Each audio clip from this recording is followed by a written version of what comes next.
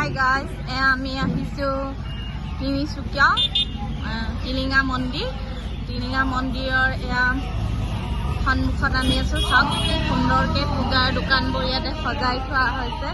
আপোনালোকে আহিলে সকলো পূজাৰ সামগ্ৰী আপোনালোকে এই মন্দিৰৰ সন্মুখৰ দোকানৰ পৰাই আপোনালোকে ল'ব পাৰিব। এয়া চাওক টিলিঙাও ইয়াতে আছে, ফল মূল ঘট যি লাগে আপোনালোকক সকলো ধৰণৰ সামগ্ৰী আপোনালোকে এই সন্মুখৰ দোকান ভাগৰ পৰা আপোনালোকে সংগ্ৰহ কৰিব পাৰিব। ইয়াতে সকলো ধৰণৰ বস্তু পায়। আৰু এতিয়া আপোনালোকক আমি দেখাম সোমাই যোৱা মুখৰ গেটখন। এয়া ভক্তসকলে পূজা কৰি আহিছে। বাবা ভোলানাথৰ এক ঐতিহাসিক মন্দিৰ। চাওক ইয়াতে অসংখ্য টিলিঙা আছে। চাওক ভক্তসকলৰ যি মনোবাঞ্ছা, সেই মনোবাঞ্ছা লৈ পেলাই সকলোৱে আহি ইয়াত ভোলানাথ বাবাৰ ওচৰত উৎসৰ্গা কৰি এই টিলিঙা মন্দিৰত এনেকৈ মনোকামনা পূৰ্ণ হ'বৰ বাবে বান্ধি থৈ যায়। এয়া চাওক আৰু খুব সুন্দৰকৈ ইয়াতে নাম কীৰ্তনো চলি আছে। এয়া আমি আপোনালোকক দেখুৱাইছোঁ। এয়া টিলিঙা মন্দিৰৰ যিখন সন্মুখৰ গেটখন, সেই প্ৰৱেশ দুৱাৰ, টিলিঙা মন্দিৰৰ প্ৰৱেশ দুৱাৰ।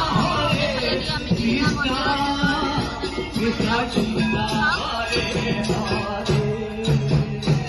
ইয়াতে অসংখ্য ভক্তৰ আগমন হৈছে আৰু ভক্তসকলে সুন্দৰকৈ ভগৱানৰ গুণানুকীৰ্তন গাই আছে।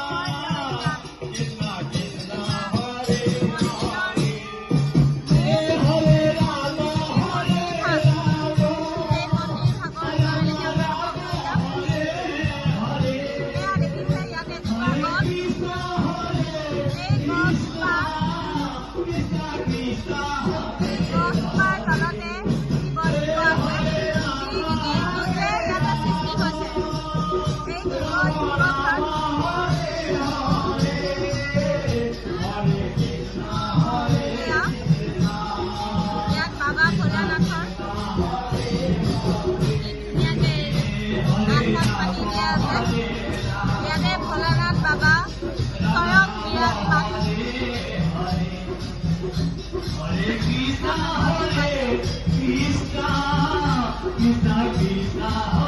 যিহেতু ভক্তগণ লাইন লাগি আছে, তাৰ কাৰণে আপোনালোকক শিৱলিংগটো সম্পূৰ্ণৰূপে দেখুৱাব পৰা নাই। গছজোপাৰ তলতে সৰুকৈ শিৱলিংগ নিজেই ইয়াতে সৃষ্টি হৈছিলে আৰু সেই প্ৰাচীন কালৰ পৰা আজিলৈকে এই ঐতিহাসিক মন্দিৰ প্ৰচলিত হৈ আহিছে। ইয়াতে লোকবিশ্বাস, ইয়াতে আপোনালোকৰ মনোকামনা পূৰ্ণ হয়। গতিকে তিনিচুকীয়াৰ যদি আপোনালোকে টিলিঙা মন্দিৰত আহিব বিচাৰে, তেতিয়াহ'লে আহি নিজৰ মনোবাঞ্ছা পূৰ্ণ কৰিবৰ বাবে বাবা ভোলেনাথৰ ওচৰত প্ৰাৰ্থনা জনাব।